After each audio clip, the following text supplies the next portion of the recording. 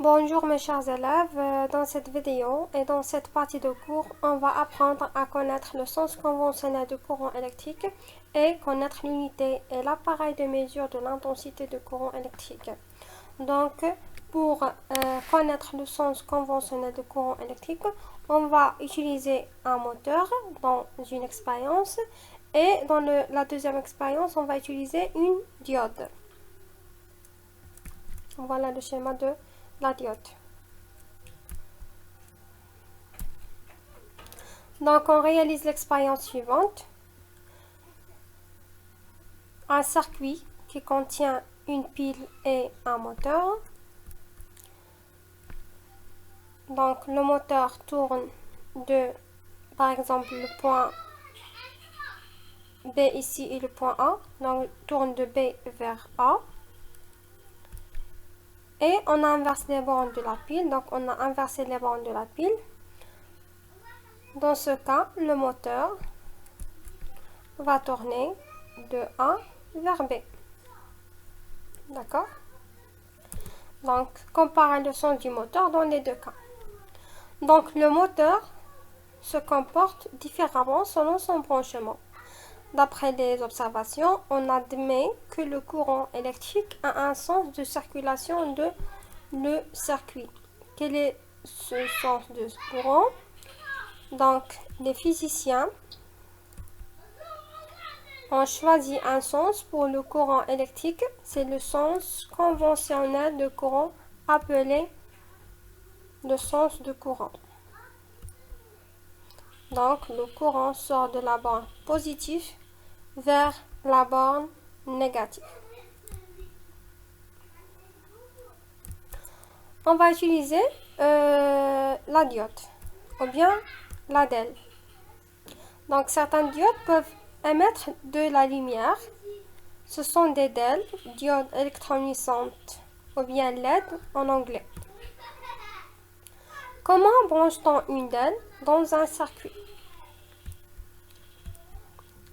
Donc, dans le premier cas, DEL est bien branchée dans le circuit. Dans le deuxième cas, la DEL est mal branchée dans le circuit.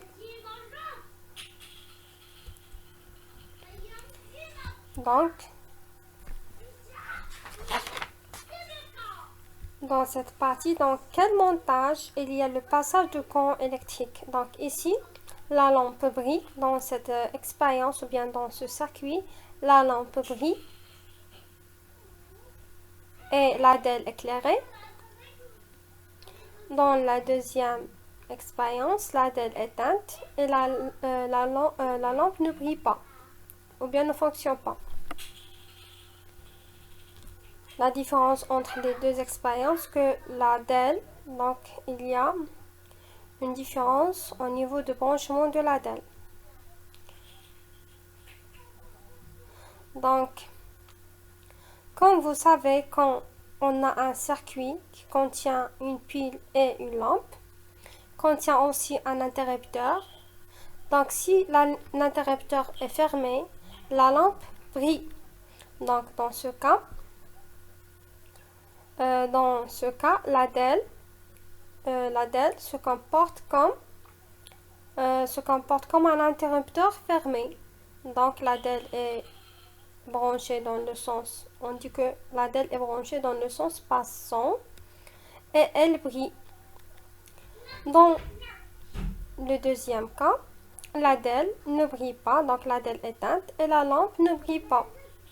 On dit dans ce cas que elle est branchée dans le sens bloqué, donc elle bloque le courant de passer aux autres circuits électriques, aux autres appareils électriques.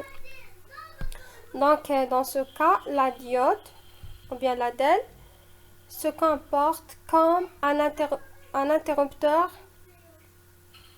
ouvert. Donc, lorsque l'interrupteur est ouvert dans un circuit électrique, la lampe ne fonctionne pas. Donc, la DEL laisse passer le courant dans un sens et elle l'arrête dans l'autre sens. Donc, une d'elles ne s'éclaire que si le courant la traverse dans le sens de la flèche indiquée par son symbole. Voilà le sens du courant dans une diode. La deuxième partie de ce cours, l'intensité de courant électrique. Donc, l'expérience pour qui ont l'archipel, prenez le protocole expérimental que vous avez dans la page 132. Donc, selon le protocole que vous avez, ils sont réalisés un circuit électrique en série constitué d'un générateur et d'une lampe, donc la première photo. Ils ont ajouté une deuxième lampe, la deuxième photo, puis une troisième lampe. Donc la première question, comment brillent les lampes du circuit de la photo, de la première photo et celle de la troisième photo par rapport à celle de la première photo. Donc voilà les images que vous avez dans l'archipel, bien sûr l'archipel. Comment brillent les lampes du circuit, donc comment brillent les lampes du circuit de la photo, de la deuxième photo et celle de la troisième photo par rapport à celle du circuit de la première photo. La deuxième question, que peut-on dire du courant électrique dans les trois photos? Donc, vous remarquez ou bien vous observez que lorsqu'on ajoute une deuxième lampe dans un circuit comportant une lampe et une pile, alors l'éclat diminue. L'éclat diminue encore plus si on ajoute une troisième lampe. Pour la deuxième question, le courant électrique est caractérisé par une grandeur physique mesurable appelée l'intensité. Son symbole est grand I. On prend la première lettre de l'intensité. Donc, conclusion, le courant électrique continu est caractérisé par une grandeur physique mesurable appelée l'intensité. Son symbole I est grand I. L'unité légale de l'intensité de courant électrique est l'ampère. L'ampère de symbole A. Les sous-multiples de l'ampère, donc le milliampère, 1 milliampère est égal 0,001 ampère ou bien 1 ampère est égal 1000 milliampères. Il y a aussi le microampère. Microampère, donc 1 microampère est égal 0,00 milliampère.